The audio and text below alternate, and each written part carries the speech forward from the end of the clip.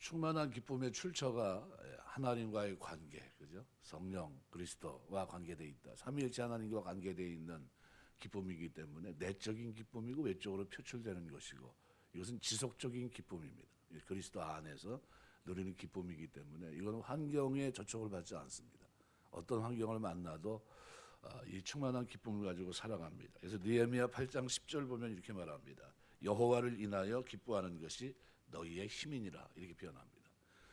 여호와로 인하여 기뻐하는 것, 여호와 때문에, 그죠? 예수님 때문에, 성령 때문에, 하나님 때문에 기뻐하는 것이 나에게 힘입니다. 이 기쁨은 성도의 표지입니다. 그 구원받은 표, 그죠? 그래서 이 충만한 기쁨을 누리는 사람들은 그래서 억지로 누리는 것이 아닙니다. 그 은혜를 기억하고 그 사랑을 기억하면서 이 충만한 기쁨을 누리기 때문에 내가 하나님이 십자가 지셔서 주신 이 큰 은혜를 내가 누릴 수 있을까?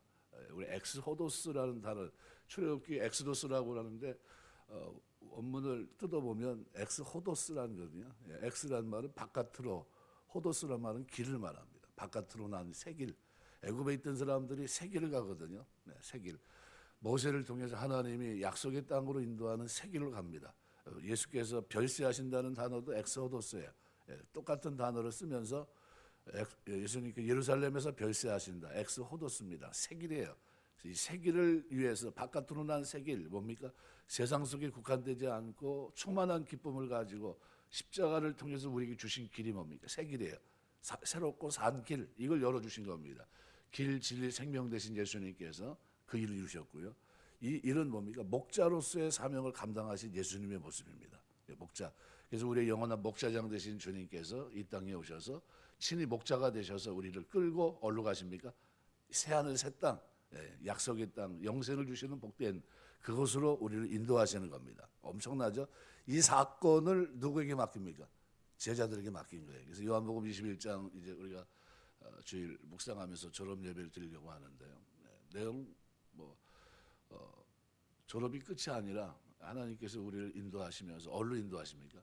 엑스호도스로, 새길로 인도하십니다.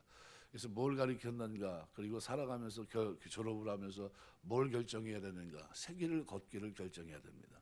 내가 그리스도 안에서 구속받은 자로 나는 이 길을 가고 있는가. 그래서 목자장으로 위임하시는데 내가 사람을 낚는 어부가 되게 하겠다 불렀던 예수님께서 마지막에 디베라 바닷가에서, 그죠? 얼마나 큰 죄를 졌느냐 그거 묻지 아니하시고, 그리고 무릎 꿇고 어떻게 해요? 예수님과의 대화 속에 내가 나를 사랑하느냐는 질문을 던지십니다.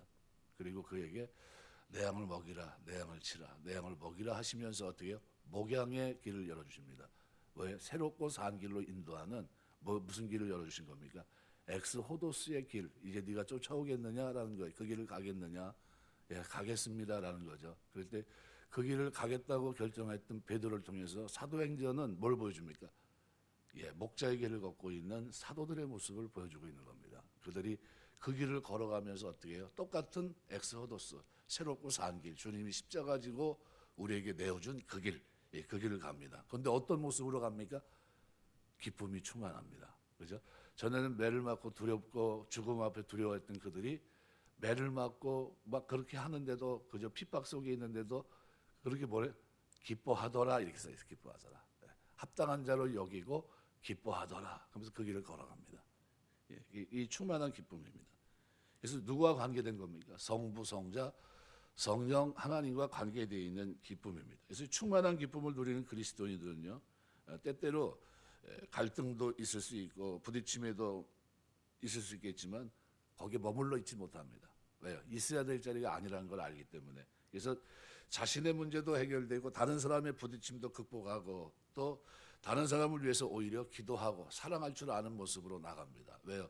새롭고 산 길을 걷는 사람이니까. 그래서 그리스도인들이 누리는 기쁨은 영향력이, 파급력이 대단히 큽니다. 예, 내가 기쁨을 잃어버렸다고 하는 것은 하나님 앞에 엄청난 손실이에요. 왜요? 이거는 전쟁터에서 지금 나를 통해서 어떻게 구원받아야 될 진리를 가지고 목자장으로 앞에 서서 어떻게 해요? 많은 양떼들을 보면서 살아가는데 기쁨을 잃어버린 그 자체는 뭡니까? 무너진 겁니다, 이미. 예, 그럼 굉장한 회복해야 돼요. 많은 그리스도인들이 그런데 충만한 기쁨을 누리지 못합니다. 이유는 기쁨을 가로막는 방해물이 있기 때문입니다. 방해물 중에서 그리스도인에게 처음부터 기쁨을 갖지 못하게 하는 것도 있고 이미 누리는 기쁨을 빼앗아가는 방해물도 있습니다. 어떻게 해야 됩니까? 적절히 대처해야 되겠죠. 그러면 제일 문제가 뭐냐면요. 첫 번째 방해물은 성령 하나님의 부재입니다. 교회는 나온 것 같은데 그리스도의 마음에 성령이 존재하지 않는다는 겁니다. 왜요? 거듭나지 않았어요. 니고데모처럼 물과 성령으로 거듭나야 되는데 거듭나지 못합니다. 어떤 분들은 교회 울타리 속에 들어와 있는데 그죠? 하나님 말씀도 알고 그러는데 어떻게 해요? 거듭난 인격적으로 말씀을 통해 예수님 만난 적이 없어요. 그 기쁨을 아직 모릅니다. 그래서 교회를 다니지만 거듭나지 않았어요. 요한복음 3장 5절. 사실 그리스도인이라는 표현은 그리스도를 마음에 모신 사람들을 가리킵니다. 사도행전 11장 26절. 그러니까 교인들 중에 머리로는 그리스도를 알지만 경험적으로는 하나님을 알지 못하는 사람들이 있습니다. 그렇다면 성령으로 거듭나지 않은 교인들은 대부분 어떤 사람일까? 제일 이제 기초적인 게 뭐냐면 모태신앙입니다. 어떤 분이 우스갯소리로 그렇게 얘기합니다. 모태신앙은 다 못하는 사람이 모태신앙이야.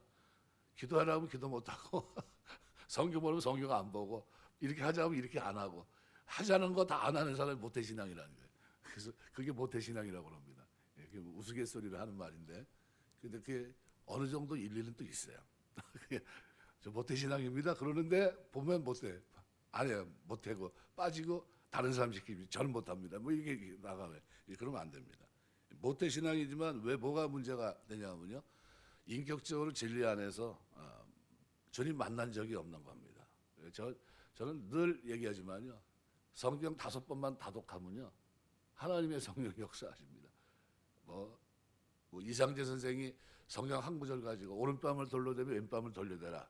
그 성경 한 구절 왔다 갔다 하면서 이렇게 누가 돌려돌 말아가지고 감옥에 있는데 딱 꽂아놓은 거예요.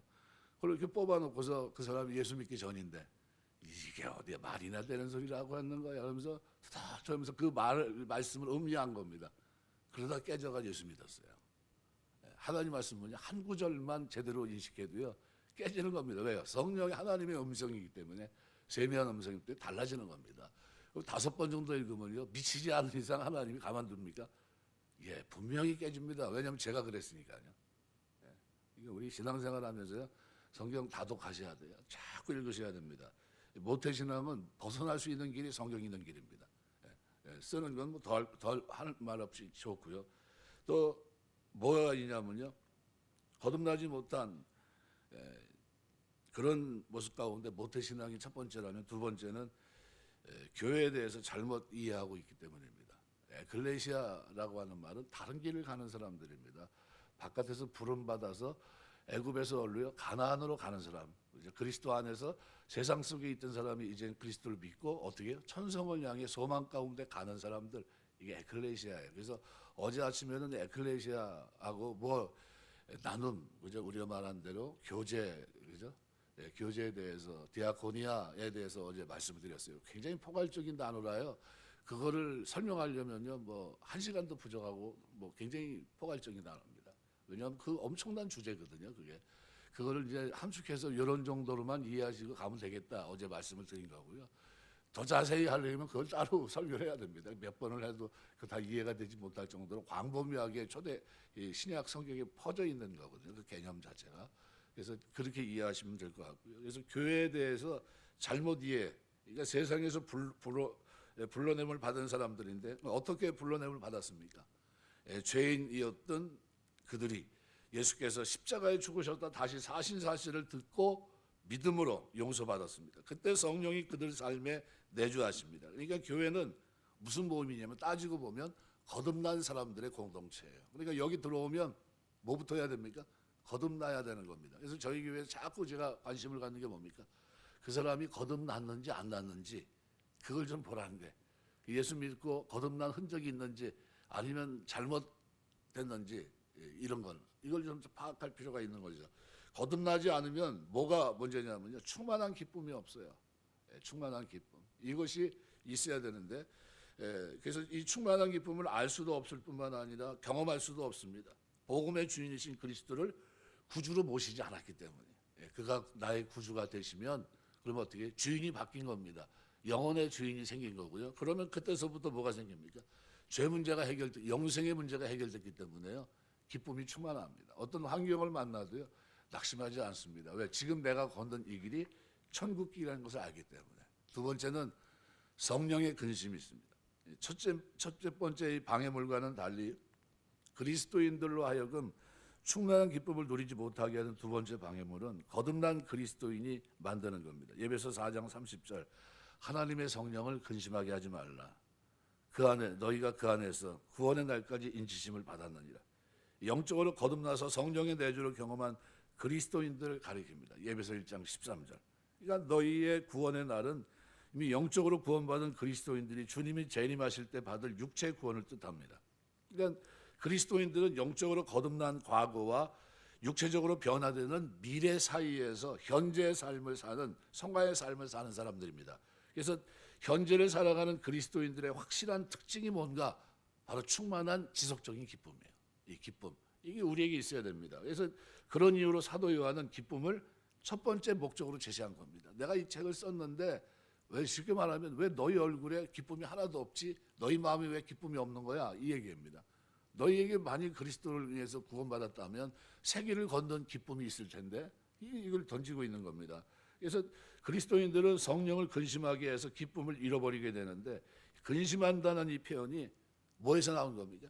사랑하기 때문에 나오는 거예요. 사랑하기 때문에. 내 백성인데 지금 쉽게 말하면 뭐 아이가 학교를 가는데 슬픔으로 간다고 생각해 보세요. 모든 걸 다 갖춰가지고 가면 막 기쁨이 충만한데 제가 왜 이렇게 이 길을 거면서 마땅히 기뻐야 될 길, 그죠? 기뻐 뛰고 찬송하고 막 가야 될 그 길. 마치 누가 다윗이 법궤를 제사장들의 어깨에 메고 몇 발짝 뛰니까 어때요? 기쁨이 충만합니다. 왜? 죽지도 않았거든요. 아 이게 하나님 방법이구나. 너무 좋아서 막 뛰는 거죠. 하나님 만난 사람, 그리스도를 만난 사람들의 삶에 있는 이 기쁨이 있어야 되는 분명한데 그런데 우울해요. 뭔가 좀 잘못되어 있는 거죠. 그럼 어떻게 합니까? 그걸 이제 그 문제를 해결해 줘야 되겠죠. 그러니까 사랑하지 않는다면 무관심하거나 욕을 하거나 뭐 둘 중 하나이지 절대 근심하지 않습니다. 그러니까 사랑하는 사람의 잘못된 행동을 보게 되면 성령께서 근심하십니다. 성령도 근심하는데 그 이유를 성령은 사랑의 성령의 하나님이시기 때문입니다. 로마서 15장 30절 보면 이렇게 표현합니다. 형제들아 내가 우리 주 예수 그리스도와 성령의 사랑으로 말미암아 너희를 권한다 그랬습니다. 성령의 사랑. 성령은 뭐예요? 사랑 자체예요. 사랑의 하나님입니다. 그 사랑의 하나님이 나를 어떻게 해요? 근심하는 거. 나 때문에 내가 뭘 잃어버리니까요. 기쁨을 잃어버리니까 나를 위해 근심합니다. 말할 수 없는 탄식을 가지고 기도할 뿐만 아니라 근심해요. 그러니까 그리스도인들의 마음에 계시는 성령은 사랑입니다. 그리스도인들이 잘못하면 근심하십니다. 그렇게 되면 그들은 뭐를 잃어버려요? 기쁨을 잃어버립니다. 기쁨을 잃은 그리스도인들의 반응은 크게 두 가지인데 첫 번째는 성령처럼 슬퍼하면서 기쁨을 잃은 원인을 찾아 그 문제를 해결하려고 하는 겁니다. 오늘 우리가 이런 자세를 가지고 섬기게 되시길 주의 이름으로 축원합니다. 이 사도 요한의 충고를 따르는 행위입니다. 요한계시록 2장 5절 보면 그러므로 어디서 떨어졌는지를 생각하고 회개하여 처음 행위를 가지라 그랬어요. 그러니까 다시 기쁨을 되찾는 길, 그 선상에 서 있어야 됩니다. 그 다음에 또 하나는 뭐예요? 잃어버리는 이유가 무관심입니다. 기쁨을 잃어버렸는데 대수롭지 않게 여기에 그까짓 거 하나님인데 현실적으로 내 손에 와닿는 것도 없는데 이렇게 생각해 버립니다. 그게 무뎌지는 거예요. 그럼 잘못된 행위를 반성하거나 회개해야 되는데 그러지 않고 가만 놔두면 어떻게 됩니까?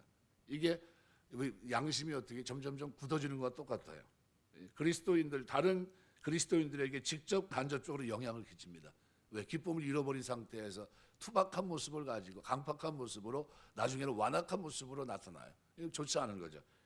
그래서 성령을 근심하게 하는 행위는 그래서 굳이 따진다면 진리의 영이신 거짓, 위선, 그다음에 성령을 근심하게 합니다. 요한복음 14장 17절 말씀 같은 데 보시면 이렇게 표현합니다. 그는 진리의 영이라 세상은 능히 그를 받지 못하나니 이는 그를 보지도 못하고 알지도 못함이라. 그러나 너희는 그를 아나니 그는 너희와 함께 거하시며 또 너희 속에 계시겠음이라. 이렇게 표현합니다.